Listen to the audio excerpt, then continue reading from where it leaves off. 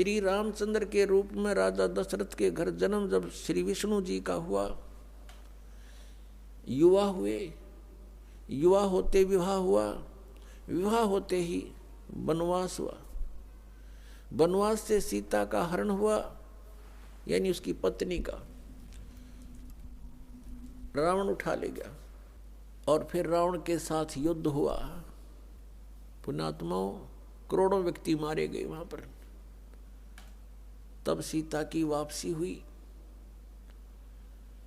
वापसी आने पर बड़ी खुशी बनाई, नगरी में दीप जलाए गए घी के। सीता के वापस, श्री राम के वापस आने पर, सीता लौटा लाने पर, और कुछ दिनों के बाद सीता जी का निष्कासन कर दिया श्री रामचंद्र जी ने स्वयं ही। किस बात पर के एक धोबी ने व्यंग कस दिया, वो अपनी पत्नी को धमका रहा था रात्रि के समय। वो किसी उस आपस में कहा सुनी होने से उस धोबी की पत्नी घर से बाहर चली गई थी कहीं अपने रिश्तेदारी में। फिर वो वापस लेकर आया तो उसको धमका रहा था कि मैं तुझे घर नहीं रखूंगा, तू 3 दिन कहाँ रही, मैं दशरथ के पुत्र जैसा नहीं हूं जो वहां पर 12 वर्ष तक रावण के पास रही, उसको फिर घर ले आया। उधर से श्री रामचंद्र जी राजा थे अयोध्या के। पहले राजा लोग अपनी प्रजा के दुख सुखों को स्वयं ही जाना करते थे, रात्रि के अंदर वेश बदल कर घूमा करते थे। ये बात जब देखा कि किस घर में की आवाज आ रही है, वहां खड़ा होकर सुना, तब उसने सुनने को मिला कि मैं उस राजा दशरथ के पुत्र रामचंद्र जैसा नहीं हूं जो रावण के पास उसकी पत्नी रही और उसको घर में रखे हुए है, तो सुबह निकल जाना यहां से।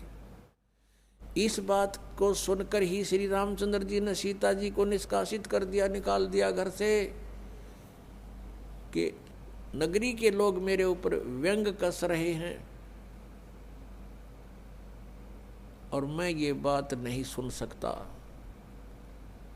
पुण्यात्माओं, जब सीता जी को रामचंद्र जी लाने लगे, रावण का वध करके लंका का राज्य विभीषण को देकर,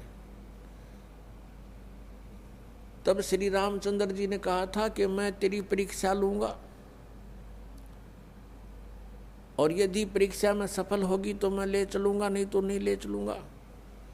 मैं तुझे अग्नि में जलाऊंगा, यदि तू अग्नि में जल गई तो समझूं तेरी कि तू कलंकित थी, तू रावण को समर्पित हो चुकी थी, और यदि अग्नि में तू नहीं जली तो मैं निष्कलंक जानूंगा, तब तुझे ले चलूंगा।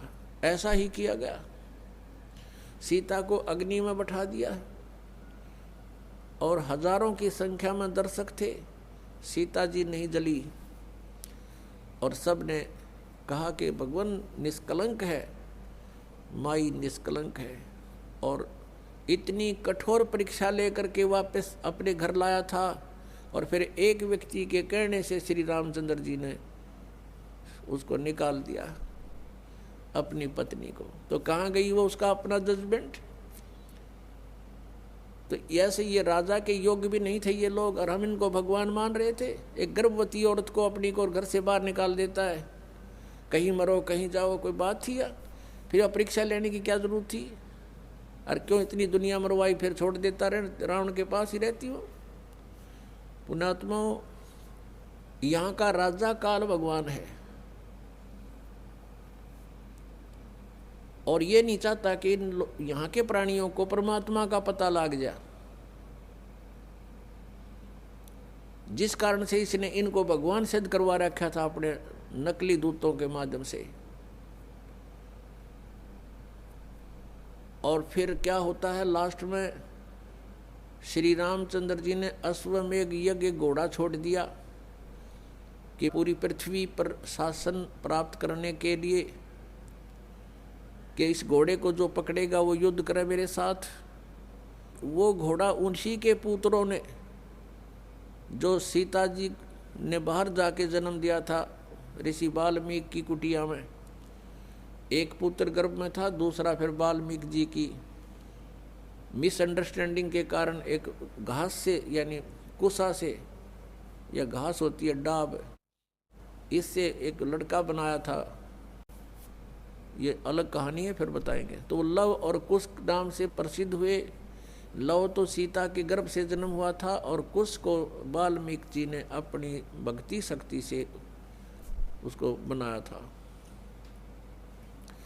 लव और कुश युवा थे, उन्होंने वो श्री रामचंद्र जी का घोड़ा पकड़ लिया। फिर उनका पिता पुत्रों का युद्ध हुआ तो दोनों ने छक्के छुड़ा दिए राम के, और सीता जी फिर भी उनके हाथ नहीं आई और वो पृथ्वी के अंदर समा गई। और श्री रामचंद्र जी ने आकर के सरयू नदी के अंदर, अयोध्या के साथ से बह रही एक सरयू दरिया, उसमें जल समाधि ले ली इसी दुख में। अब श्री कृष्ण जी का इतिहास देख लो। श्री विष्णु जी अवतार श्री कृष्ण जी, श्री रामचंद्र जी के जीवन वाला भोग भोग के वो प्राणी श्री कृष्ण रूप में फिर जन्म हुआ। सारा जीवन दुखी रहा श्री कृष्ण, सारा जीवन जेल में जन्म हुआ, माता पिता कैद में, कभी मामा शत्रु हो गया, कभी पूतना मारने जा रही है, कभी केसी, कभी चाणोर शत्रु हो गया, कभी जरासिंह लड़ने को आ रहा है, कभी शिशुपाल से युद्ध हो रहा है, कवासुनी हो रही है, और कभी फिर कल्यवन आ रहा है। इस दुख में श्री कृष्ण जी ने मथुरा का त्याग कर दिया और ऐसे स्थान पर रहने लगे जहां कोई ना पहुंच सके। समझदार व्यक्ति यही सोचते हैं, राड से बाढ़ अच्छी होती है, झगड़े से बचाव अच्छा होता है। श्री कृष्ण जी उन सबको भी मार सकते थे, क्योंकि वो त्रिलोक के में एक विभागीय मंत्री है, एक विशेष शक्ति होती है प्राणी में, वो उनके अंदर शक्ति थी। लेकिन यही सोचा था कि किस किस ने मारूं, या तो सबकी बुद्धि भ्रष्ट।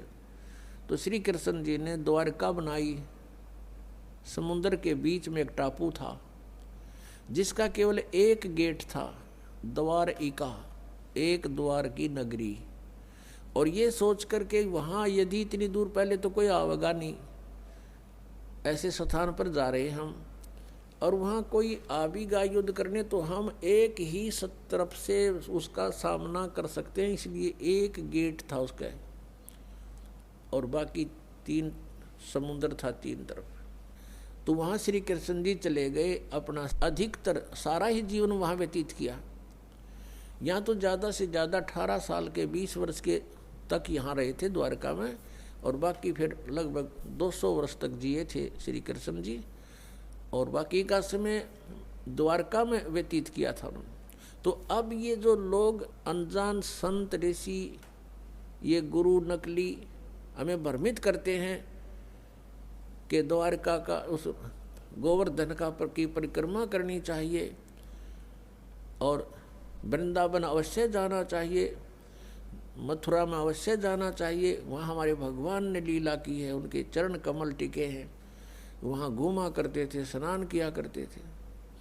अरे श्री कृष्ण जी यहाँ 20 वर्ष रहे थे मथुरा में, बाकी 180 साल तो वहाँ रहे हैं द्वारका में, और वहाँ का नामो निशान मिट गया उस द्वारका को।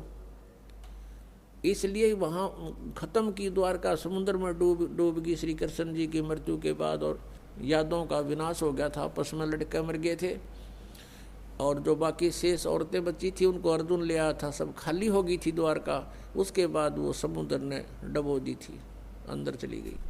कारण यही था कि भगवान ने सोचा कि यहाँ आएंगे फिर ये धक्के खान द्वारका में इतनी दूर, इसलिए उसका नामो निशान मिटवा दिया था। अगर आज द्वारका होती तो ये नकली कहते द्वारका में भगवान रहे थे, वहाँ जाया करो, वहाँ बहुत पुण्य होता है। उस द्वारका में तो सत्यानाश होया था, सारे यादव कटका मर गए थे वहाँ पर। आज भी जाते हैं वहाँ, बहुत से श्रद्धालु। तो कहने का भाव यह है कि जब तक आत्मज्ञान बिना नर भटके, इस तत्व ज्ञान बिना नर भटके, कदे मथुरा कदे काशी। फिर श्री कृष्ण जी का फिर कैसे अंत हुआ? श्री कृष्ण जी के सामने पूरा यादव कुल आपस में लड़का मर गया, पोते पड़पोते रिश्तेदार सब आपस में कट कर मर गए। और वो सारा सांग देख कर, वो सारा अनर्थ देख कर जब श्री कृष्ण जी की मृत्यु हुई, एक परिवार के सामने एक आधे की मृत्यु हो जाती है, उसका कलेजा फट जाता है, रो रो के पागल हो जाता है इंसान। तो पुण्यात्माओं, आज तक हमें सत्यनारायण कथा नहीं मिली थी, और ये सत्य कथा है। सत्यनारायण का अर्थ है सच्चा भगवान, और सच्चे भगवान की सच्ची कहानी, सच्ची कथाएं